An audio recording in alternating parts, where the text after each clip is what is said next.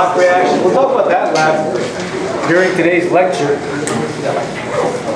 So on Tuesday in lecture we talked about reaction rates or kinetics. So what I'd like you to do is to answer these three questions. So the reaction shown is the combustion of methane.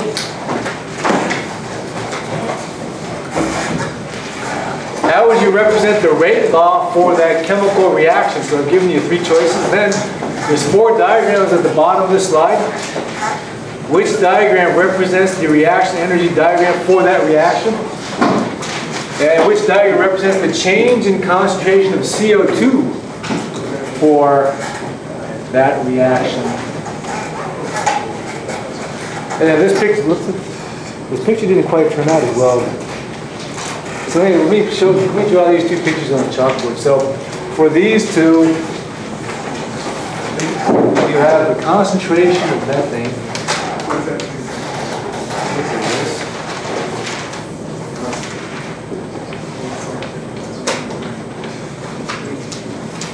Okay, so these are how these two pictures to look. So I'd like you to spend a few minutes trying to answer these two questions. When you get an answer, you can share your answer with the person sitting next to you.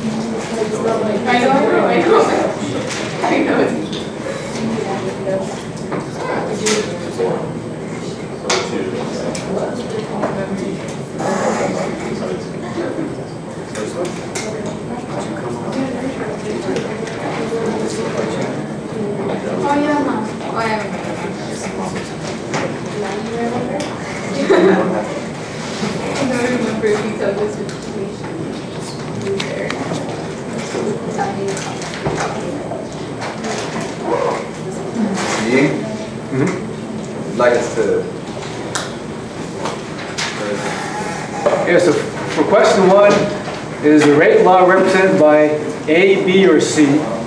For question two, which of those four diagrams best represents the reaction energy diagram for that reaction? For question three, which of those four diagrams represents the change in concentration of CO2 in that reaction?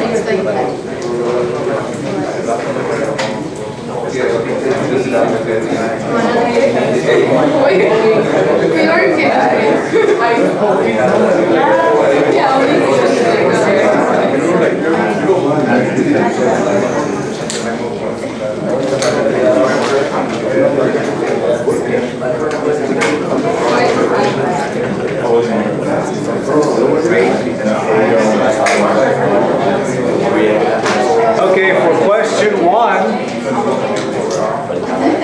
which rate law represents the combustion of methane? Is it, who says it's A?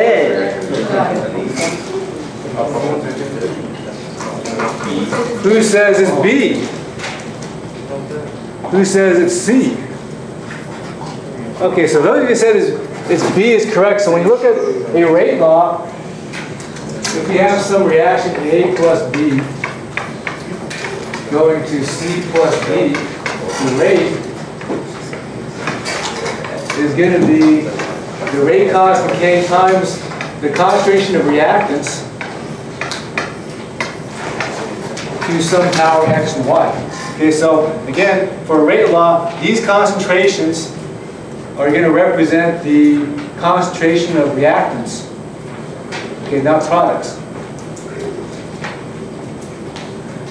And then for X and Y, in equation B, what do X and Y represent?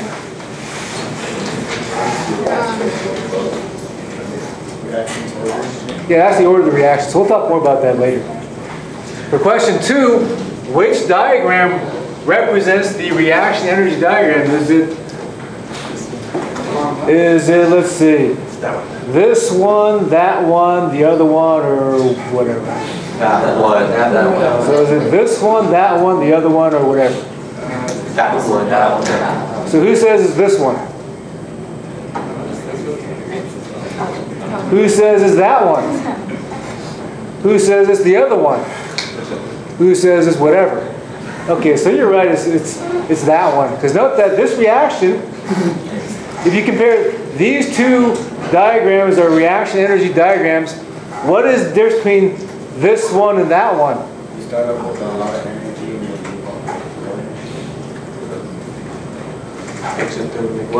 Yeah, so one's endothermic, the other one's exothermic. So this one represents, Sean? Yeah, this is an endothermic reaction, whereas this one represents an exothermic reaction. The combustion of methane is an exothermic reaction, therefore it must be that one. Okay, let's go on to question 3. Which diagram represents the change in concentration of CO2? So is it the other one or whatever? So who says it's the other one? Who says it's whatever? Yeah, so it's this one. I mean the other. It's whatever. Okay, so why can't it be the other one?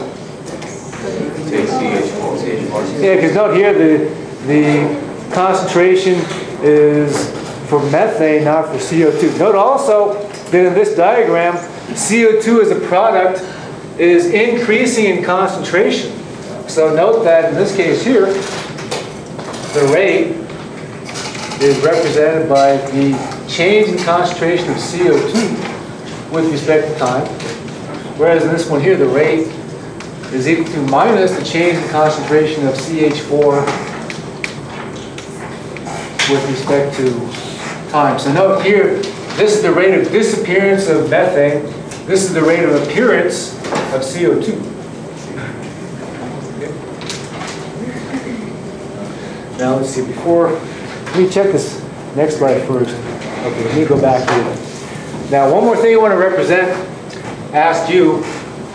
If we take a look at this diagram is the rate of reaction constant from time equals 0 through whenever the reaction is over with. Okay, so is the rate constant or is the rate changing? How do you know it's changing? It's not a straight line. Yeah, it's not a straight line. Okay, because note that, how many of you guys take the calculus? Yes, you take the calculus. You know this already. So if we take the derivative, note that the derivative at some point represents the tangent of the slope of the tangent of that function. So for example, this, if we were to calculate the slope here, this represents the rate at this time. Whereas if we look at the rate at this time, note that the slope is changing the tangent of that. So note we have a new rate. Okay, so is the rate increasing or decreasing as the reaction proceeds? Okay, so the rate is what? It's decreasing.